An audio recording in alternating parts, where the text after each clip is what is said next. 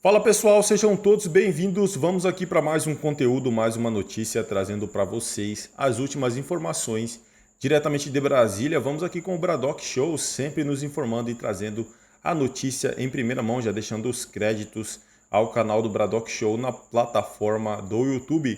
Se não é inscrito no canal, se inscreva, deixe seu like e o seu comentário, que isso faz uma enorme diferença para a gente aqui dentro da plataforma. E não se esqueçam de comentar aí, na verdade, de qual cidade vocês estão nos assistindo. Agora, sem mais enrolação, bora para o conteúdo.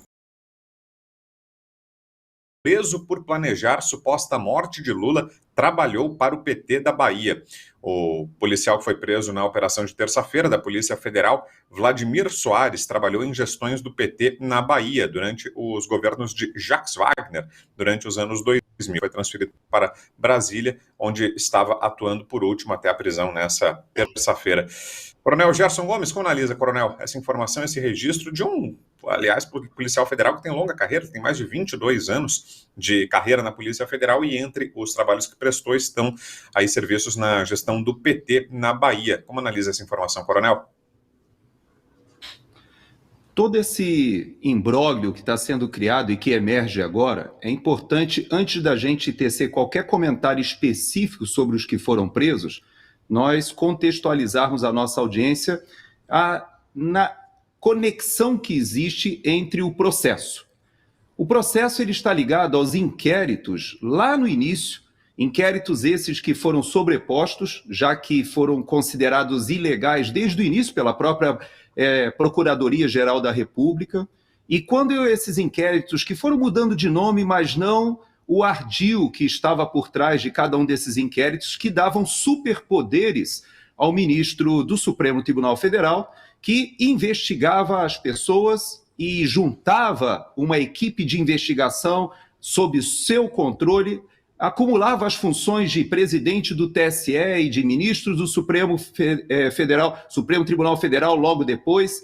Toda essa escalada, ela acabou criando condições para algo completamente atípico, que foi juntar os inquéritos das milícias digitais, das fake news, dos atos antidemocráticos, tudo debaixo de um guarda-chuva que poderia absorver todo e qualquer crime.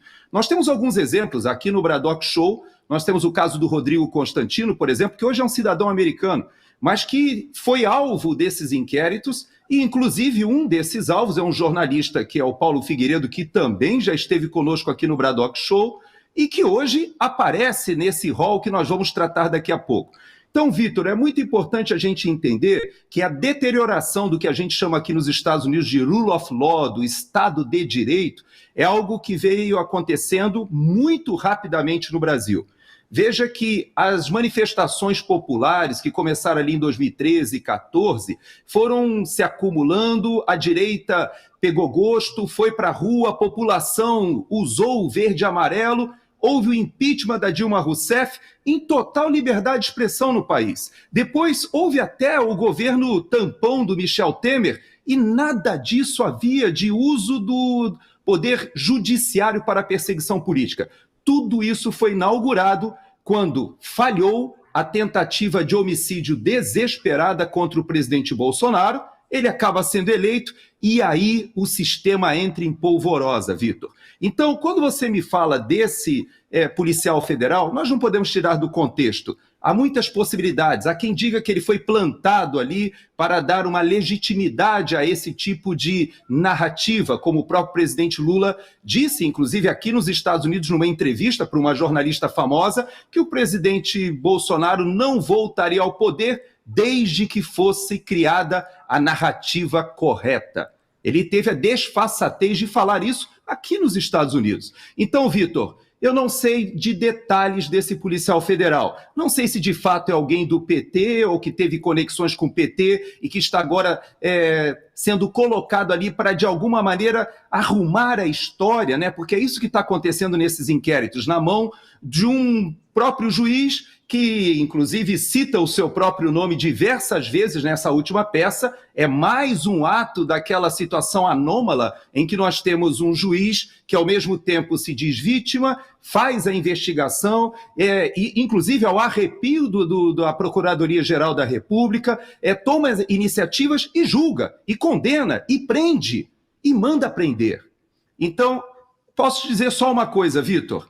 Esse policial federal, se é legítima a história de que ele, de fato, integrou um grupo de aloprados que tentaram uma ação terrorista no Brasil, não sei, mas que há muita desconfiança da minha parte por causa do contexto dessa história, eu não tenho como evitar de te dizer. Acho difícil, acho pouco crível isso tudo que emergiu nos últimos dias.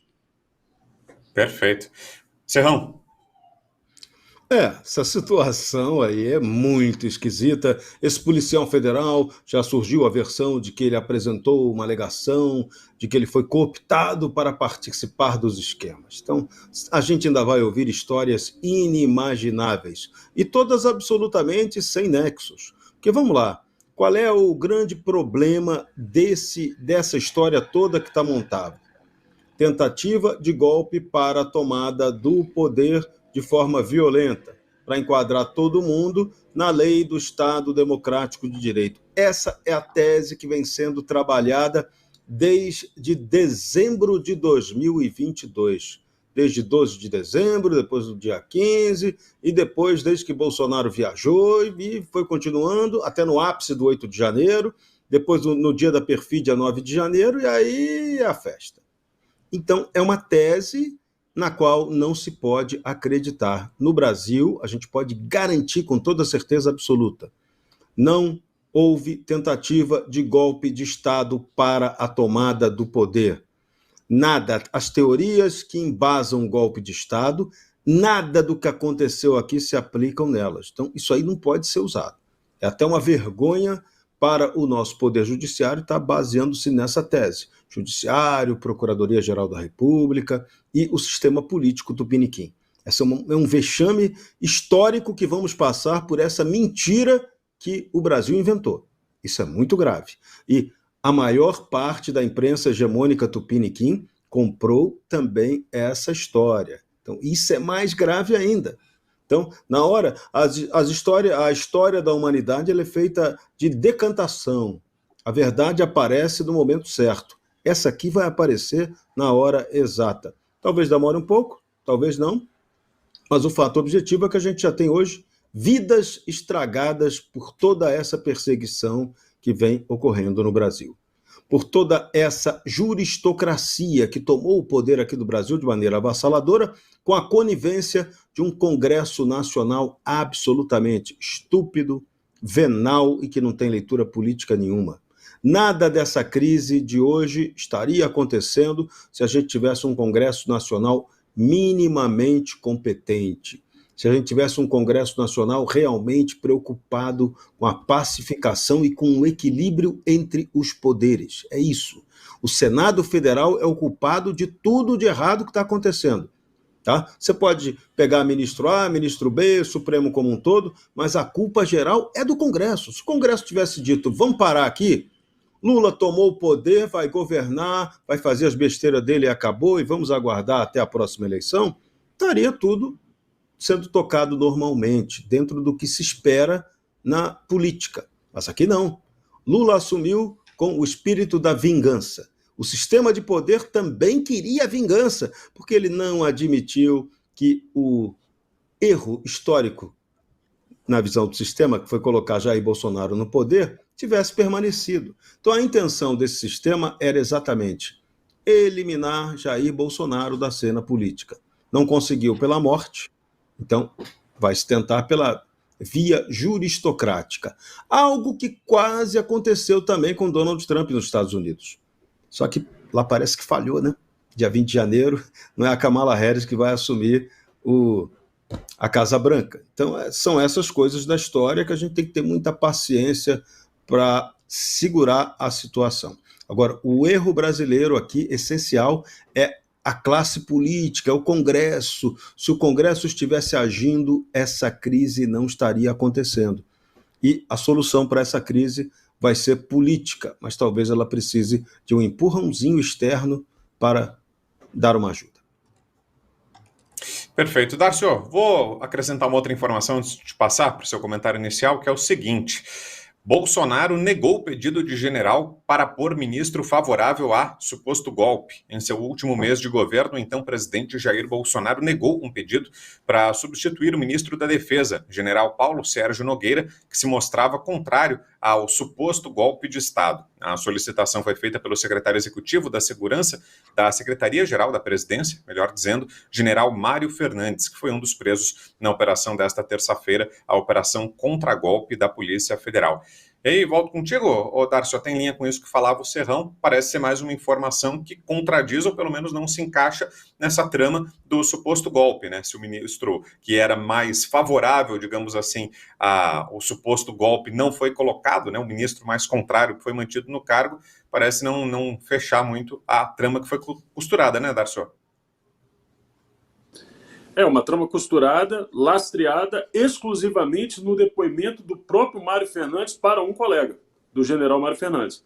Porque ele teria dito que falou com Bolsonaro e que o Bolsonaro teria respondido que não faria essa nomeação porque isso poderia configurar uma possibilidade de golpe, ou seja, o Bolsonaro teria dito que não queria golpe. Então, só isso já serviria para poder contrariar toda a tese construída em cima desse tema, que é o tema do golpe. Agora, eu faço questão de lembrar aqui o agente, o Vladimir, esse agente da Polícia Federal, porque eu andei dando uma pesquisada e eu vi que, aparentemente, ele é um sujeito de poucas palavras, foi alguém discreto durante a carreira e já tem muitos anos prestando serviço.